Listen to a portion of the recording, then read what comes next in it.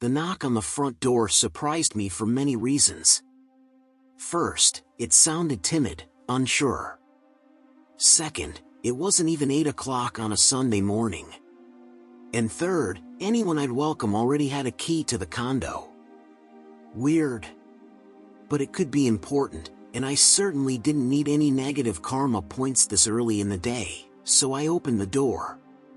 Gobsmacked doesn't come close to describing my reaction to the thin, pretty blonde woman standing on my stoop. "Hello, James." Maddie. Beautiful, sparkly, vivacious Maddie. My ex-wife Maddie. I hated Maddie. My heart rate spiked, but I battled for emotional control. "Maddie. I didn't expect to see you ever again. I know. But we have to talk. We've needed to talk for a long time now. How did you find me?" "I followed you from your mother's house. I remember that you usually go there on Monday evenings. It took me until now to find the courage to knock." She smiled, but it was brittle. She seemed uncertain, which wasn't like her at all, but also determined, which most definitely was. "Can I come in?" "What do you want, Maddie?" "Please, James. Give me 5 minutes, and then I'll go." I sighed dramatically, which had always been about the limit of my resistance to Maddie's demands. I closed the door and followed her into the living area.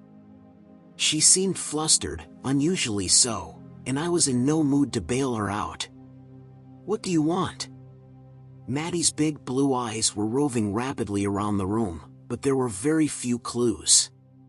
The condo was new, and bedrooms, bathrooms, kitchen, and office were the priorities, so personal effects were still in boxes.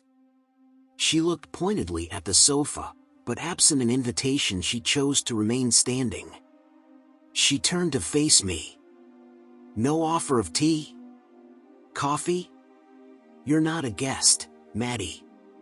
Say what you've come to say." "How are you, James?" "Really?" I scoffed. "Why do you care?" "I love you, James. I always have." "And that's why you fucking Tom then?" It was Maddie's turn to sigh. "You know why. He was the first guy I ever loved. He was my first lover. We have a very special connection. And you didn't think that you should have shared that information with me at some point before our wedding? I didn't think I still had feelings for him. He'd gone into the army. I hadn't seen or heard from him in 14 months. And I fell in love with you. And yet you banged him every time he came back to town. A few weeks before our wedding. And the whole 3 years we were married. Jesus, Maddie, you never gave him up, even while you were pledging yourself to me. That was all fact. My investigators had uncovered all the pertinent details in preparation for the divorce. At least she had the decency to look down at the floor. "What do you want, Maddie?" "I want my husband back. We need to be a family again. Ex-husband. And I'm not coming back. You torched our family, Maddie. I didn't want the divorce. You left us. And then you wouldn't talk to me. I've been trying to talk to you for 2 years. I have nothing to say to you, and you have nothing I want to hear. You wanted Tom. You're welcome to him. I wanted you. I just wanted him once in a while too. I don't play that game. You wouldn't choose, so I did." Maddie's eyes got bright with tears at that. I don't claim to understand her, but the kind of relationship she wanted would have killed me had I agreed. It nearly did anyway. "Your child needs you, James." Blood rushed to my head. My ears pulsed and I could barely think. "Beth isn't mine. Tom knocked you up. That came out in the custody hearing. Remember that pleasant little ambush? We thought you might work with us, So you could see Beth. I know you love her so much. But I'm not talking about Beth. We have a son. I named him Jimmy. I didn't think the roaring in my head could get any louder, but it did. I'm not sure how I stayed upright, because I have no recollection of the next few minutes. My mind just went off somewhere to absorb this new blow. When it came back, I laughed bitterly. I've seen the show before, Maddie. We're having a baby. Oh, James, you're going to be the best dad ever. Only it was Tom's baby, not mine. But it's true. I didn't know I was pregnant when you gave me the divorce papers. And when I missed my period, I thought it was because of all the stress. And when I realized I was pregnant, we had already signed off on everything, and Tom and I were planning for the future. So what part of your future plan brings you here today? I'm here because I love you. Bullshit. You don't treat people you love the way you treated me. Her tears escaped and started rolling down her cheeks. They seemed sincere, but with Maddie you couldn't really be sure.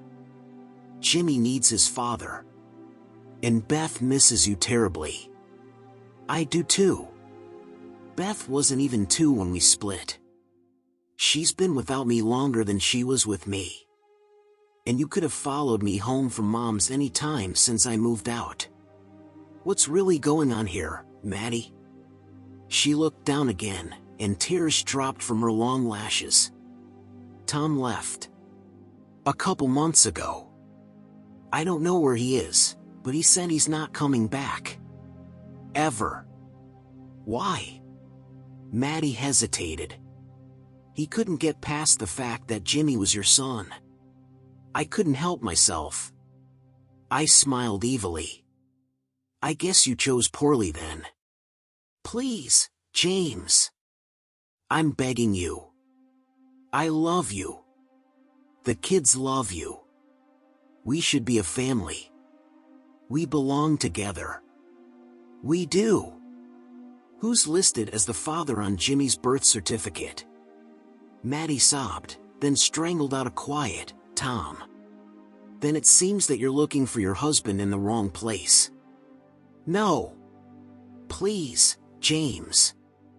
I really do love you. You're the only husband I want. The only one I've ever wanted. I swear it. Maddie's face contorted in agony, and she was heaving as she cried, deep regret evident in her sobs. I fought to keep from reaching out to console her. She just looked lost, pitiable. Gone was the dynamo I fell in love with, replaced by this sad and desperate waif. I felt my heart start to break again, but for her pain and not mine. I was saved by the sound of the key in the lock of the front door. I turned in relief, a smile breaking across my face in anticipation. And sure enough, as day follows night, the door swung open to reveal a slim, dark-haired vision in yoga pants and puffy jacket, holding a bag of pastries and a cardboard tray with 2 lidded paper cups. "You're home," I said, smiling widely. Sally returned my smile with a dazzler of her own, but then she saw Maddie and looked at me, perplexed. "Han, this is Maddie." Recognition dawned, and Sally's mouth set firmly, then curled into a cold smile, a smile that never reached her expressive dark eyes. "Hello, Maddie. I've heard so much about you." "Maddie," I said. "This is Sally. My wife." I shouldn't have taken pleasure in Maddie's misery. Her eyes went wide, then scrunched into slits. She could only nod and rush past us, sobs racking her body, leaving the door open as she fled. I closed it gently behind her. "Are you okay, love?" Sally asked me, looking deeply into my eyes and resting her hand lightly on my cheek. I'm a little rattled, to be honest. I thought I'd see her again someday, but I never imagined anything like this. What did she want? To reconcile. Tom took off, and she claims I'm the father to her son. Oh, no, James. Can that be true? I suppose so. When it was clear she wouldn't give up Tom, I moved the divorce through quickly.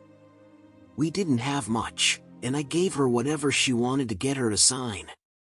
It's possible that she was pregnant without knowing about it. What are you going to do if it's true? I took the tray and the bag from Sally and put them on the kitchen island. I unzipped her puffy jacket and hung it up in the hall closet, then put my arms around her. I kissed her, caressing her soft lips with mine. What we are going to do is what we always do, my love, the right thing. You taught me that. If I'm the father to that boy, then we'll work out with Maddie the best way to support him. But it will be within the bounds of our marriage. Yours and mine. I'll never go back to her. She smiled and melted into me. Sally had been a rock for me following Maddie's betrayal. I'd been a basket case immediately afterwards, prickly, suspicious, lashing out at the slightest provocation, real or imagined.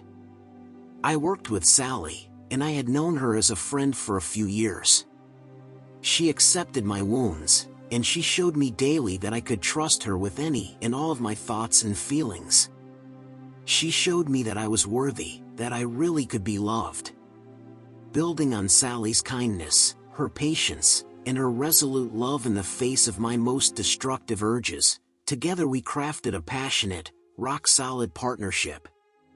I love this woman so very much. Besides, I said, running my hands over the baby bump that had been showing for a couple weeks now, we have something of our own that's going to need our full attention soon. Sally beamed another of her loving smiles at me. Speaking of which, your baby and its mother are very hungry. Where did you put my muffin and tea? We laughed and made our way together, arm in arm, to the kitchen.